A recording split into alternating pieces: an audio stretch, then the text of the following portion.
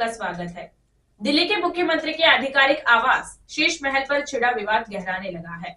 आम आदमी पार्टी नेताओं के मुख्यमंत्री आवास दौरा करने और रोके जाने पर विरोध प्रदर्शन करने पर भाजपा की प्रतिक्रिया सामने आई है। भाजपा सांसद और पार्टी ने राष्ट्रीय प्रवक्ता सुधांशु त्रिवेदी ने प्रेस कॉन्फ्रेंस करके भाजपा की ओर से पक्ष रखा। उन्होंने कहा कि दिल्ली में आचार संहिता लगने के साथ ही भ्रष्टाचार की हकीकत जनता के सामने आ रही है। सुधांशु त्रिवेदी ने कहा कि भ्रष्टाचार को बचाने के लिए राजनीतिक मर्यादा को तार तार किया गया। चाहे प्रयास कर ले, केजरीवाल जी विलासिता के शीश महल से बच नहीं सकते। इसी से बचने के लिए आम आदमी पार्टी ने जो अराजकता पैदा की है उससे कुछ नहीं होता। ये उनका अराजकता का ही प्रमाण है। खुद अरविंद केजरीवाल ने बिजली की तार काटी थी, राजपथ पर धरने देने की बात कही थी, भाजपा दफ्तर पर हमला बोला था, चीफ सेक्रेटरी से मारपीट की थी। सुधांशु त्रिवेदी ने सवाल उठाया कि आज चुनाव आचार संहिता लगने के बाद ही आम आदमी पार्टी यह नौटंकी क्यों कर रही है। क्या ये सच नहीं है कि पीडब्ल्यूडी ने आतिशी को 2 बंगले देने की पेशकश की थी। आपकी बात में तनिक भी सच्चाई नहीं है, और अगर सच्चाई है तो आचार संहिता लगने का इंतजार क्यों कर रहे थे। आज तो उद्दंडता की है। जब पीडब्ल्यूडी मंत्री थे तब क्या किया। केजरीवाल सीधे मुख्यमंत्री के आधिकारिक आवास कैसे दे सकते हैं। आवास पीडब्ल्यूडी ही अलॉट करता है। सुधांशु त्रिवेदी की पूरी बात सुनिए कि उनका क्या कहना है।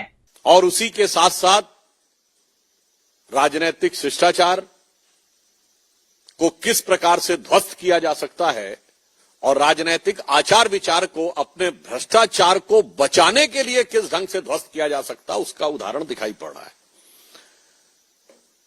आज जिस प्रकार के घटनाक्रम और जिस प्रकार का भोंडा प्रदर्शन आम आदमी पार्टी के नेता सदन संसद में और एक मंत्री यानी नेता सदन श्री संजय सिंह और मंत्री श्री सौरभ भारद्वाज के द्वारा हुआ, वो जितना भी प्रयास कर लें, परंतु शीश महल जो केजरीवाल जी की विलासिता का स्मारक है और इट इज द म्यूजियम, इसे अब वो बचा नहीं सकते। दिल्ली की जनता को जिस निर्लज्जता के साथ लूटकर इस शीश महल का में अनेक प्रकार की सुख भोग की वस्तुओं का संग्रहालय बनाया गया, उस हकीकत से वो बच नहीं सकते। और इसी से बचने के लिए जो कुछ उन्होंने आज किया है वो राजनीतिक दृष्टि से उच्छृंखलता, उद्दंडता और अराजकता का एक भोंडा प्रदर्शन है, जो आम आदमी पार्टी के नेचुरल कैरेक्टरिस्टिक, स्वाभाविक प्रवृत्ति के अनुरूप है। इस विषय का तकनीकी पक्ष भी बताएंगे, मगर उससे पहले मैं बताना चाहता हूं, यह आम आदमी पार्टी का नेचुरल कैरेक्टर है कि हमेशा अराजकता पैदा करना, और इसी कारण माननीय प्रधानमंत्री जी ने इन्हें आपदा कहा है। मैं सिर्फ स्मरण कराना चाहता हूं, अक्टूबर 2012 में केजरीवाल जी भारत के एकमात्र पूर्व मुख्यमंत्री हैं जिन्होंने खुद खड़े होकर बिजली की तारें काटी थी। यह इनकी अराजक प्रवृत्ति का उदाहरण था। 2014 में गणतंत्र दिवस परेड पे बड़े से बड़े दौर में, आपातकाल के दौर में भी हम लोगों ने स्वतंत्रता दिवस और गणतंत्र दिवस पे कोई प्रदर्शन नहीं किया था। इन्होंने न सिर्फ धरना प्रदर्शन किया बल्कि धमकी दी थी कि राजपथ को प्रदर्शनकारियों से भर देंगे। 5 मार्च 2014 को भारतीय जनता पार्टी के कार्यालय पर लाठी डंडों को लेकर अशोक मार्ग वाले हमारे पुराने कार्यालय पे हमला किया था, और जिसमें इनकी सेंट्रल वर्किंग कमेटी के लोग थे, यानी जैसे हमारे यहां पार्लियामेंट्री बोर्ड के लोग हों।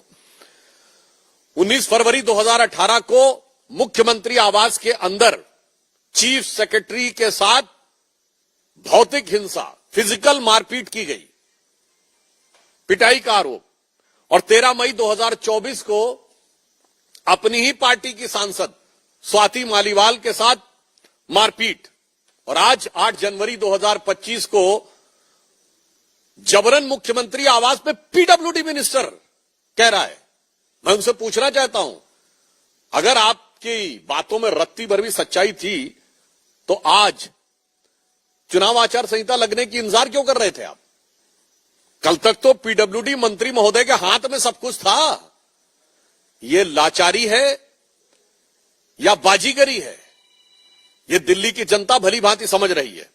और फिर उसके बाद जिस ढंग से सरकारी कर्मचारियों को धमकाते हुए दिखाई पड़े, ये निश्चित रूप से दिल्ली और सेंट्रल गवर्नमेंट दोनों के सरकारी कर्मचारियों का भी अपमान है। और ये उनकी उसी अराजक प्रवृत्ति के अनुरूप है जिसमें वो चीफ सेक्रेटरी के साथ मारपीट कर चुके हैं और अपनी सांसद के साथ मारपीट कर चुके हैं। तो इसलिए हम बहुत स्पष्ट शब्दों में कहना चाहते हैं कि आज जो कुछ भी आम आदमी पार्टी ने किया है, ये इनकी उच्छृंखल, उद्दंड और अराजक प्रवृत्ति का सीधा साधा उदाहरण है।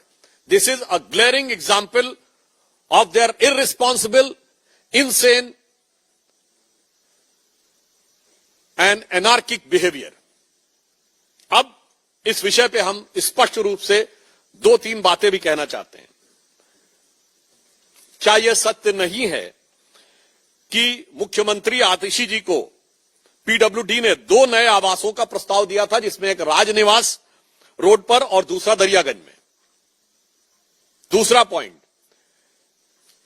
ये अपने आप में नियमों का सीधा उल्लंघन है। यदि कोई भी सरकारी निवास किसी को भी मिलता है तो वो किसी दूसरे को जिसको अलॉटेड है सीधे ट्रांसफर नहीं करता है, टेक्निकली डिपार्टमेंट पोजीशन लेके उनको ट्रांसफर करता है। हम लोग भी पूर्ववर्ती में जो भी हमारे घर में सांसद रहते थे, तो हमने उनसे पोजीशन नहीं लिया है, पोजीशन सेंट्रल पीडब्ल्यूडी से लिया है।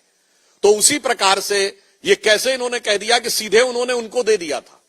दूसरी बात, इतने लंबे समय तक उनकी सरकार रही, तो क्यों नहीं इन्होंने इन 10 सालों में उसे मुख्यमंत्री के आधिकारिक आवास के रूप में ऑर्डर जारी कर देते, अन्यथा दिखाएं कि वो मुख्यमंत्री का आधिकारिक आवास है। मुख्यमंत्री को 2-2 आवास आवंटित किए जा चुके हैं, परंतु उन्होंने अभी तक इसके बारे में कोई स्पष्टीकरण नहीं दिया है। इसलिए सरासर झूठ बोल रहे हैं कि वो मुख्यमंत्री का आधिकारिक आवास है। और यह भी मैं एक बार पुनः याद दिला देना चाहता हूं कि इसमें इन लोगों ने क्या क्या किया है, ये पीडब्ल्यूडी मिनिस्टर को पता ही नहीं है कि खरीदारी कैसे हुई है। मतलब जो कुर्सी है वो 8-8 हजार रुपए की आई है, ये तो बिल्स में अवेलेबल है ना, जो 200 रुपए की भी मार्केट में मिलती हैं। 40 गुना से अधिक हुआ है। और एक दिल्ली फाइनेंशियल सर्विसेज रूल है, दिल्ली फाइनेंशियल सर्विसेज रूल 2019, जो ये कहता है कि 10 करोड़ रुपए के ऊपर की कोई भी अगर खरीद होगी तो वो कैबिनेट में जाएगी, यानी वो पत्तावली एलजी तक जाएगी। और आप देखिए क्या बेहतरीन शीश महल में पढ़े लिखे आदमी ने क्या बुद्धि का इस्तेमाल किया है कि ज्यादातर जो बिल्स बने हैं वो 9.5 करोड़, 9 करोड़, 9.25 करोड़, यानी सब 10 करोड़ से नीचे रहने वाले हैं। अब 1 सितंबर 2020 को 8 करोड़ रुपए का, 22 जनवरी 2021 को 9 करोड़ 9 लाख रुपए का, 29 जून को 9 करोड़ 34 लाख रुपए का, और एक एक्सपेंडिचर तो 9 करोड़ 99 लाख रुपए का है। आप सोचिए, ये फितरत को समझिए, 9 करोड़ 99 लाख रुपए का बिल है ताकि वो 10 करोड़ की सीमा को टच न करे और एलजी के पास जाने की परिस्थिति न उत्पन्न हो। ये तो हुई तकनीकी बात। अब हम बहुत साफ साफ शब्दों में उनसे पूछना चाहते हैं कि आप घर में घुसना क्यों चाहते थे? आम आदमी पार्टी से हमारा सीधा मानना है, आप घर में क्यों घुसना चाहते थे? क्या कुछ सामान इधर उधर करना चाहते थे? क्योंकि अब वहां पे जांच के अधीन आ गया है वो क्षेत्र, तो वहां की व्यवस्थाओं में कोई ऐसी चीज आप उत्पन्न करना चाहते थे, या आप कुछ छुपाना चाहते थे? वो तो अब मुश्किल हो गया है। मुझे लगता है कुछ उठाना चाहते होंगे या बिगाड़ना चाहते होंगे, क्योंकि पूर्व में इस देश में ऐसे उदाहरण मिले हैं जब पूर्व मुख्यमंत्रियों के आवास में से कुछ उठाया या उखाड़ा गया है। तो मैं आम आदमी पार्टी से पूछना चाहता हूं कि आप कुछ उठाने या उखाड़ने की फिराक में तो जबरन घुसने की ये घबराहट, बौखलाहट या खिसियाहट तो नहीं दिखा रहे थे।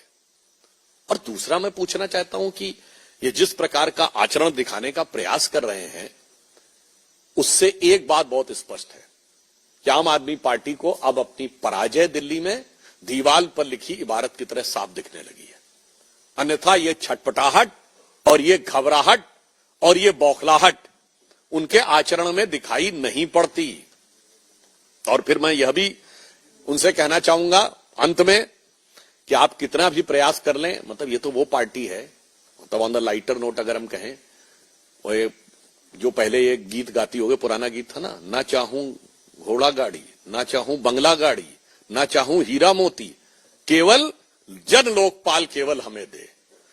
आज पार्टी कहती नजर लागी राजा तोरे बंगले पर, सारी की सारी नजर उनकी बंगले के ऊपर लगी हुई है, सारे मंत्रियों की नजर, सारे सांसदों की नजर सब बंगले पे लगी है। तो हम स्पष्ट रूप से यह कहना चाहते हैं कि अब आम आदमी पार्टी की स्थिति वो हो गई है, केजरीवाल जी की स्थिति यो हो गई है, भ्रष्टाचार का जो भीषण और विभत्स प्रदर्शन इस शीश महल में हुआ है, उससे दिल्ली की जनता ठगी हुई महसूस कर रही है, और आम आदमी पार्टी जो कुछ कर रही है उसको हम ये कहना चाहेंगे कि अब जो चेहरे से ही जाहिर है छुपाएं कैसे। ये आम आदमी पार्टी के लिए है कि अब जो चेहरे से ही जाहिर है छुपाएं कैसे, तेरी मर्जी के मुताबिक नजर आए कैसे, घर सजाने का तसव्वुर हुआ बात की बात, अब तो मुश्किल है कि इस घर की हकीकत को छुपाएं कैसे। और मगर भारतीय जनता पार्टी पूरी तरीके से प्रतिबद्ध है कि उनके इस भ्रष्टाचार के स्मारक को पूरी तरह जनता के सामने स्पष्ट करेंगे और उनके किसी भी प्रकार के छल और प्रपंच को कामयाब नहीं होने देंगे, और दिल्ली की जनता के साथ जो भ्रष्टाचार हुआ है उसे उजागर करेंगे। और हमें पूर्ण विश्वास है कि दिल्ली की प्रबुद्ध जनता ने अब इनके चेहरे पर लगा हुआ मुखौटा पूरी तरीके से उतरा हुआ देख लिया है। तो अब इन चुनावों में ये जनता इनको उपयुक्त, प्रभावी और करारा जवाब देगी। धन्यवाद। प्रश्न आमंत्रित है नीलू रंजन, दैनिक जागरण।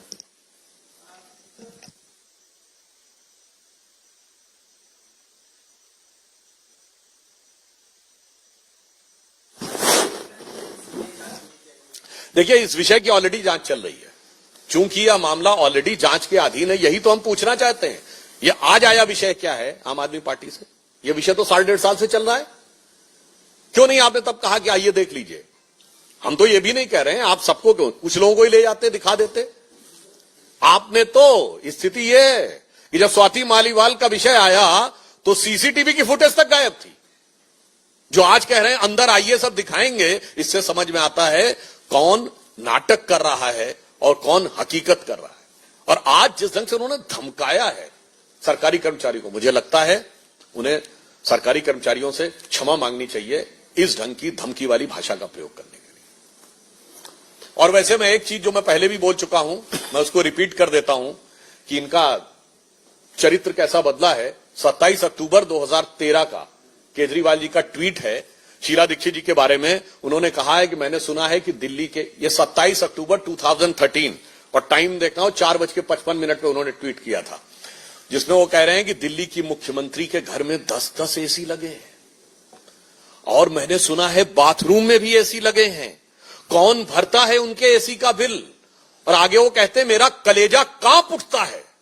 वाक्य को गौर करिएगा, कलेजा कांप उठता है ये सोचकर कि दिल्ली की 40% जनसंख्या जब झुग्गी झोपड़ी में रहती है तो कैसे कोई मुख्यमंत्री ऐसे आलीशान बंगले में रह सकता है। मुझे लगता है कि ये ट्वीट और आज की हरकत, इसके बाद दिल्ली की जनता के सामने दूध का दूध, पानी का पानी हो चुका है। और अब कितना भी बवाल कर ले बिगड़ी बात बने नहीं। लाख करो किनको रहीमन बिगड़े दूध को मथे न माखन हो। नो अभी रुक जाइए, पहले अरुण धोता। एक बार कमलेश जी, अरुण जी आ गए थे।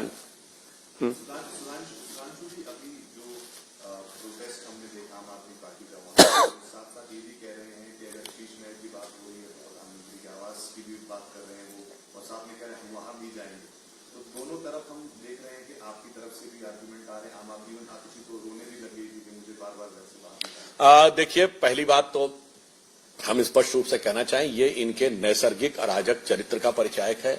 और मैं आतिशी जी से भी कहना चाहूंगा इतना भावुक होने की आवश्यकता नहीं है। मुझे समझ में नहीं आ रहा है भाई, कोई बात राजनीति में होती है। वो तो जब केजरीवाल जी से जेल में मिलने गई थी तब भी उनकी आंखों में आंसू आ गए थे। तो मुझे नहीं लगता इतना भावुक होने की आवश्यकता है। और दूसरा, मुझे समझ में नहीं आ रहा इसमें किस बात का भाव। अरे भाई, 1 महीने की बात रहेगी, 1 महीने के बाद आम आदमी पार्टी की तो सरकार आनी नहीं है, और अगर आम आदमी पार्टी का दावा भी मान लिया जाए तो आती चीज नहीं रहनी है। अस्थायी मुख्यमंत्री स्थायी आवास के लिए आंसू बहा रहा है, ये कुछ समझ में आने वाली बात लगती है क्या? ये अस्थायी मुख्यमंत्री तो शब्द आम आदमी पार्टी का दिया हुआ है, इसीलिए इनका पीछे का मंतव्य क्या है, इनके पीछे का गंतव्य क्या है और भविष्य का भवितव्य क्या है, ये दिल्ली की जनता भली भांति समझती है। कमलेश जी, भारत।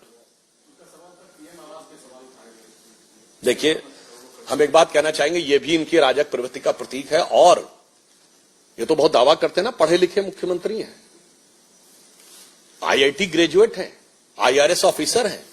प्रधानमंत्री आवास की आप तुलना करते, प्रधानमंत्री का आवास आधिकारिक प्रधानमंत्री आवास है। 7 लोक कल्याण मार्ग हर प्रधानमंत्री का आधिकारिक आवास है।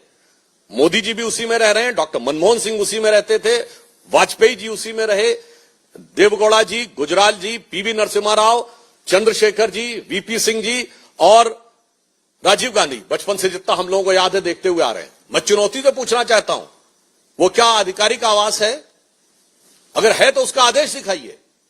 Kindly put the government order mentioning that Bangalore is an official CM residence. वो तो 6 बंगलों को तोड़ के बनाया गया। और मैं दर्शकों के लिए भी और देश की जनता के लिए भी बताना चाहता हूं, ऐसी बचकानी और शातिरानी हरकत नहीं करनी चाहिए। भारत का प्रधानमंत्री दुनिया के सबसे शक्तिशाली देशों में से एक, सबसे संवेदनशील देशों में से एक। बहुत सी ऐसी बातें जो स्पष्ट नहीं कही जा सकती।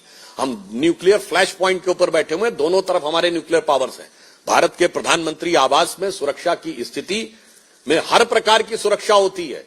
ये तो वो कहते थे ना सिक्योरिटी नहीं लेंगे, और आज में सिक्योरिटी लेनी पड़ी। मैं गलत नहीं बोल रहा हूं, उनको लेनी चाहिए सिक्योरिटी। पंजाब के उनके चीफ मिनिस्टर जिस सिक्योरिटी के कैवलकेड में चलते हैं वो कैप्टन अमरिंदर सिंह से 2 गुना बड़ा है।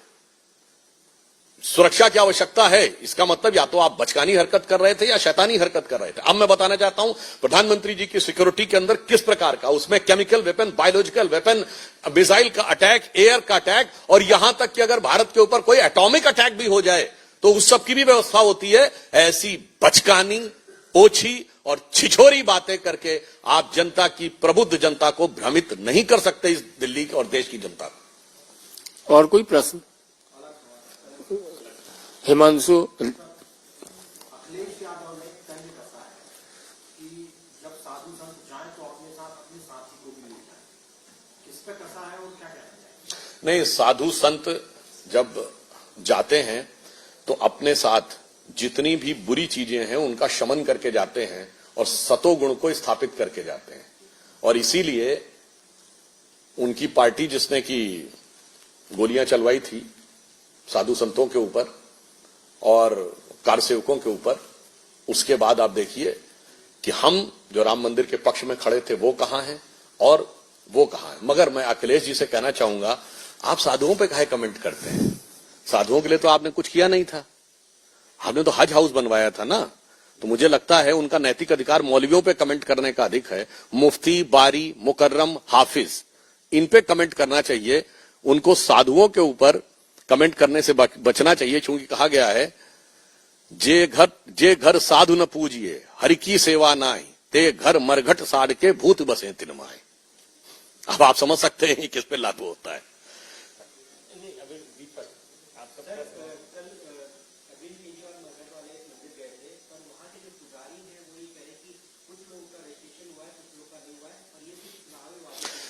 देखिए, मैं एक बात कहना चाहूंगा, फिर आम आदमी पार्टी का जो फितरती चरित्र है, चुनाव आचार संहिता कल लागू हुई है, आपको दे देना चाहिए था। हमने महाराष्ट्र में घोषणा की लाडकी बहनी योजना की तो 4 किश्तें दे दी चुनाव शुरू होने से पहले पहले। हम करीब करीब 5 साल से दे रहे हैं असम में। हमने मध्य प्रदेश में कहा तो दे दिया था। यही बात है। इसीलिए इनको अगर कहा जाए कि ये भारत की राजनीति के चुनावी ढपोर शंख हैं, यानी सिर्फ बोलता है और करता नहीं। ढपोर शंख की कथा आपने, जिन लोगों ने भारतीय पंचतंत्र और ये सब कथाएं सुनी होंगी उनको जरूर पता होगी। हो सकता है आज के बहुत से लोगों को इस शब्द के बारे में जानकारी ना हो तो बता देना चाहता हूं, जाके चेक कर लीजिएगा।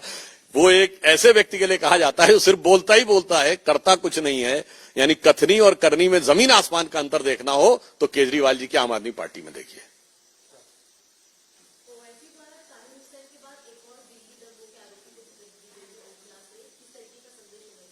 नहीं, ये संदेश वही है, सब एक दूसरे के साथ। इसमें मैं एक ही लाइन कहना चाहूंगा, ये ताहिर हुसैन पहले किस पार्टी में थे? आम आदमी पार्टी में। अब आइए, जो इनके विधायक हैं अमानतुल्ला खां, जो आम आदमी पार्टी के विधायक हैं, मुझे जहां तक ध्यान है कारपोरेटर पहले कांग्रेस से हुआ करते थे। तो इस मामले में मैं सिर्फ एक ही बात कहना चाहूंगा, एमआईएम हो, कांग्रेस हो या आम आदमी पार्टी हो, वो केजरीवाल जी का पुराना डायलॉग था ना, ये सब मिले हुए हैं जी, ये सब मिले हुए हैं जी। इस मामले में एक फैक्टर है, एमआईएम का जो एम है उसके लिए सब मिले हुए हैं जी।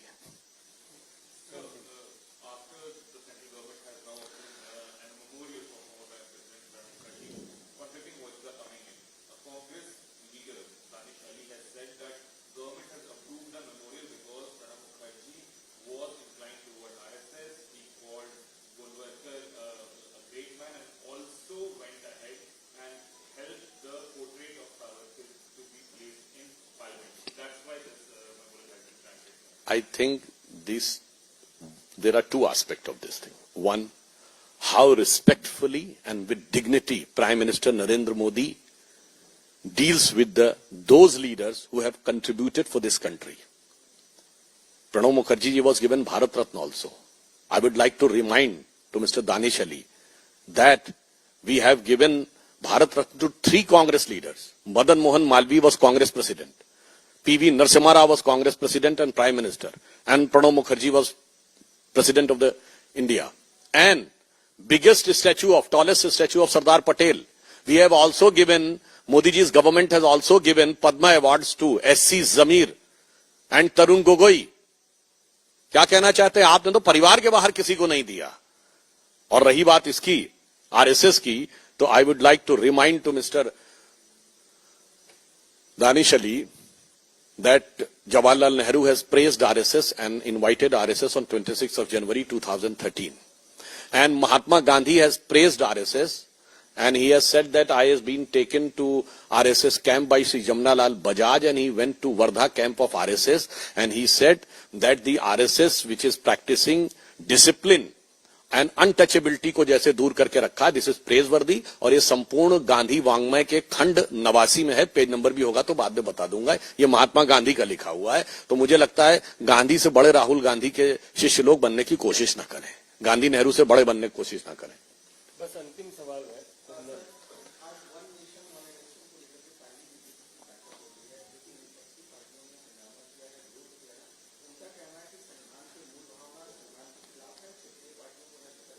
संविधान की मूल भावना ही वन नेशन वन इलेक्शन की थी। पहले 4 चुनाव 51 के 57, 62 एंड 67 तो वन नेशन वन इलेक्शन पे हो रहे थे। परिस्थिति तो उसके बाद जगी और क्या हुआ था आपको पता है? 67 के बाद गड़बड़ क्या हुई? राज्य सरकारें क्यों बर्खास्त हो रही? अंतरात्मा की आवाज का आह्वान किया गया था इंदिरा जी के द्वारा और भारत के इतिहास में अपनी पार्टी के प्रेसिडेंट कैंडिडेट को हरवा दिए थे, नीलम संजीव रेड्डी को। और फिर अंतरात्मा की आवाज ऐसी जागी कि धड़ाधड़ राज्य सरकारें बर्खास्त होती रही, कभी इस गवर्नमेंट को, कभी उस गवर्नमेंट को, कभी इसको। और मैं याद दिलाना चाहता हूं संविधान की मूल भावना कहने वालों को 1980 में जब कांग्रेस लौट के आई, 9 अपोजिशन की गवर्नमेंट्स को, केवल स्टेट गवर्नमेंट्स को इस आधार पर बर्खास्त कर दिया गया कि आपकी सेंट्रल में पार्टी हार गई है तो you have lost the moral ground of ruling the state.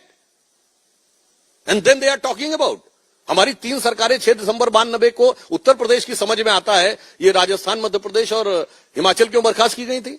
इसलिए हम कहते हैं संविधान के मूल भाव को समझे होते और उनके अंदर थोड़ा सा राष्ट्र प्रेम का प्रादुर्भाव होता तो ये जो दुर्भाव दिखाई पड़ रहा है उनमें वो नहीं दिखाई पड़ता और ये जो दुर्गति दिखाई पड़ रही है शायद इससे वो बच जाते। बहुत बहुत धन्यवाद। अगर आपने हमारा अभी तक चैनल सब्सक्राइब नहीं किया है तो कृपया चैनल सब्सक्राइब कर लें, लाइक करें, शेयर करें, कमेंट करें। तो मिलते हैं फिर किसी और खबरों के साथ। नमस्कार।